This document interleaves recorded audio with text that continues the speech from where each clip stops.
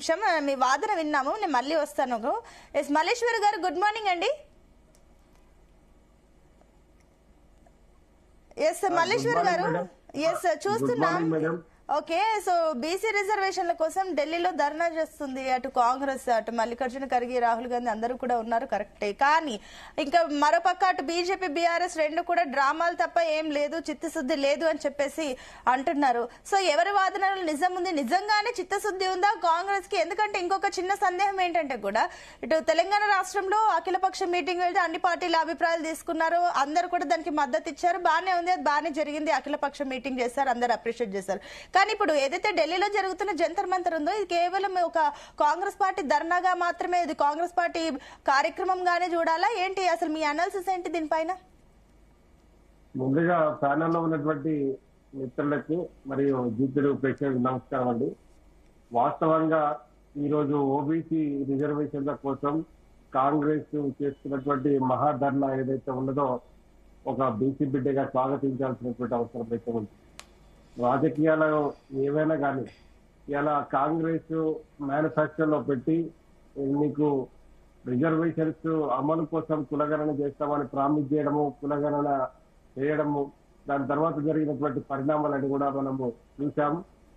ఇక్కడ విషయం ఏంటంటే కులగణనలో కూడా కొంత మరి ముఖ్య నాయకులు బీజేపీ తరఫున కావచ్చు, బీఆర్ఎస్ తరఫున కానీ పాల్గొనక కొంత నిర్లక్ష్యం చేసినటువంటి, అంటే ఒక రాంగ్ మెసేజ్ ఇచ్చినటువంటి పరిస్థితి కూడా మనం చూస్తాం.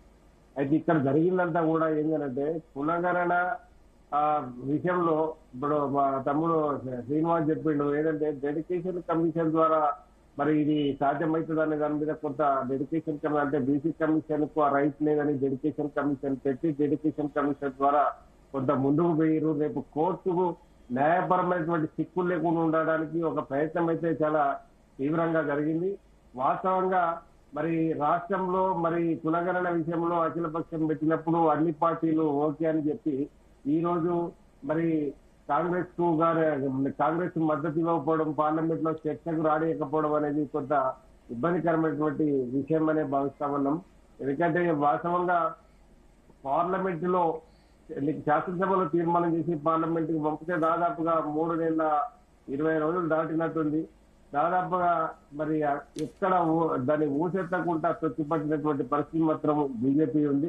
మరి బండి సంజయ్ గారు మన రాష్ట్ర మంత్రిగా, మన కేంద్ర మంత్రిగా ఉన్నటువంటి మరి మన రాష్ట్ర ప్రతినిధి ఏదైతే ఉన్నాడో ఇలా 42% పెట్టడము బీసీలకు అది రావు, ముస్లింలు ఉండడం వల్లనే చేయడం లేదు అనేది ఒక కుంటి సాకు అనేది కొంత అది మనము విభేదించాల్సిన అవసరం. ఎందుకంటే ఈడబ్ల్యూఎస్ కాడ లేనటువంటి పేసి ఈ బీసీ రిజర్వేషన్స్ కాడ ఈ ముస్లింల పేరు మీద పక్క పెట్టాల్సినటువంటి అవసరం లేదు. ఒకవేళ నిజంగానే బీజేపీ ఆ పద్ధతిలో కనుక కోరుకుంటే ఓబీసీలకు రిజర్వేషన్స్ అమలు చేయాలనే ఒక చిత్తశుద్ధి కనుక ఉంటే మీ పార్లమెంట్ లో మీకు మెజార్టీ ఉంది కదా, ఎన్నో రాష్ట్రానికి సంబంధం లేకుండా, ఎన్నో ప్రతిపక్షాలకు సంబంధం లేకుండా బిల్లులు పాస్ చేస్తున్నటువంటి పరిస్థితి మరి కేంద్రానికి ఉన్నది.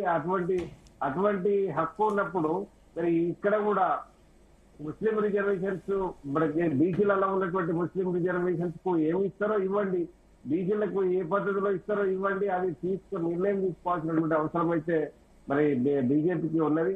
ఇది ఏదేమైనా కూడా ఇది అన్ని పార్టీలు కూడా ఒక రకంగా ఓబీసీలను నయవంచనకు గురి చేస్తున్నాయని భావిస్తాను. ఎందుకంటే ఓబీసీలను ఓటు బ్యాంక్ గా చూడకుండా దయచేసి ఒక 1931లో జరిగినటువంటి కులగణన తర్వాత మొన్న ఏప్రిల్ 2లో బీసీ సంఘాల ఆధ్వర్యంలో జరిగినటువంటి జంతర్ మంతర్ లో జరిగినటువంటి మహాధర్నా ఏదైతే ఉన్నదో ఇలా మోడీ ప్రభుత్వాన్ని కూడా ఒక కుదిపి వేసిందనే చెప్పాలి. ఎందుకంటే కులగణనకు ససేమిరా ఒప్పుకోనటువంటి మోడీ మేము జనగణనతో పాటు కులగణన చేస్తామని ముందుకు రావడం కూడా శుభ పరిణామం అనేది ఒక ఏప్రిల్ 2 బీసీ సంఘాల ఆధ్వర్యంలో జరిగినటువంటి ధర్నా ఎఫెక్ట్ అని నేను భావించాను.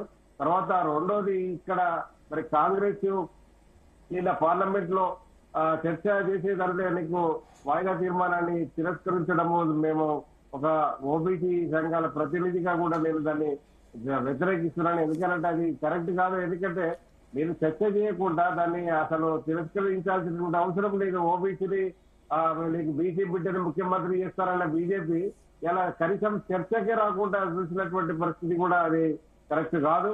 ఎందుకంటే భవిష్యత్తులో ఈ పరిణామాలను గమనిస్తా ఉన్నారు ప్రజలంతా.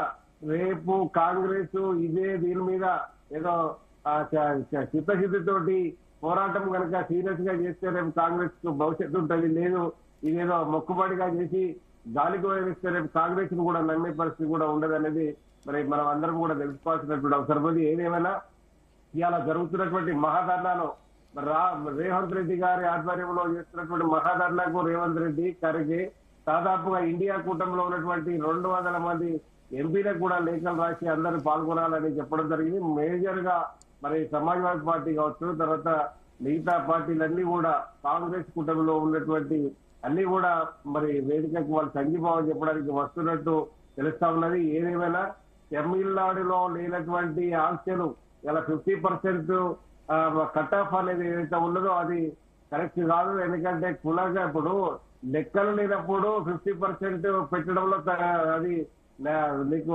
పద్ధతిగా ఉన్నది, కానీ లెక్కలు ఉన్నాయి, ఎవరి కులం ఎంత ఉన్నది ఏంది అనేది కరెక్ట్ గణాంకాలు తీసిన తర్వాత రేపు ఆపాల్సినటువంటి అవసరం లేదు. ఏది ఏమైనా ఇప్పుడు తెలంగాణ ఉద్యమం వల్లే మళ్ళా బీసీలంతా కూడా ఏకతాటి మీదకి వచ్చి రేపు భవిష్యత్తులో ఇక్కడ ఓబీసీలను ఓబీసీ రిజర్వేషన్లు వ్యతిరేకిస్తున్న పార్టీలను రేపు భవిష్యత్తులో బొందబెట్టడానికి కూడా వెనుకాడరు. అది ఒక తెలంగాణకే పరిమితం కాదు, దేశం అంతా రేపు ఇదే గాలి ఇదే వ్యవహారంతో ముందుకు పోయే ప్రయత్నం జరుగుతూ ఉన్నది. అది కాబట్టి ఇప్పటికైనా ఓబీసీలను ఓటు బ్యాంకుగా కాకుండా విద్యా ఉద్యోగ రాజకీయాలలో మరి రిజర్వేషన్స్ కల్పించాల్సినటువంటి బాధ్యత మరి కేంద్ర ప్రభుత్వానికి ఉన్నదని మేము మనవి చేస్తా ఉన్నాం. ఎందుకంటే గతంలో కూడా మహిళా రిజర్వేషన్స్ ఇచ్చినప్పుడు కూడా ఓబీసీలకు స్పష్టమైనటువంటి రిజర్వేషన్స్ చూపెట్టలేదు. అంటే ఒక రకమైన ఓబీసీలుగా ఆనాటి నుంచి మనకు ప్రతి ఇలా కాంగ్రెస్ బీజేపీ ఇప్పుడు ఇవాళ ఒక బీజేపీ 11 ఏళ్ళ 12 ఏళ్ళ పాలన పక్కన పెట్టు, మొదటి నుంచి కూడా కాంగ్రెస్ ఉన్నది. కాకపోతే ఇక్కడ మనము చూడాల్సింది ఏంటంటే రాహుల్ గాంధీకి ఉన్నటువంటి పట్టుదల ఉన్నది, రాహుల్ గాంధీకి ఉన్నటువంటి చిత్తశుద్ధి కొంత అమలు చేస్తున్న క్రమంలో ముందు పోతా ఉన్నారు. ఎందుకంటే రాహుల్ గాంధీ కనుక పూనుకోకపోతే ఇక్కడ తెలంగాణ రాష్ట్రంలో కులగణన కూడా జరగకపోవు. ఆ పద్ధతిలో ముందుకు పోతున్నారు, వారిని స్వాగతించాల్సిన అవసరం ఉంది. మన ఓబీసీలందరూ కూడా ఈ మహాధర్నాలో పాల్గొని పార్టీలకు ఖచ్చితంగా దయచేసి బీజేపీ బీఆర్ఎస్ ఇంకేదో పార్టీ వ్యతిరేకంగా కాకుండా అందరూ కలిసి మరి ఓకే అండి మల్లేశ్వర్ గారు, నేను మళ్ళీ వస్తాను. ఆమోదానికి మద్దతు తెలపాల్సిందిగా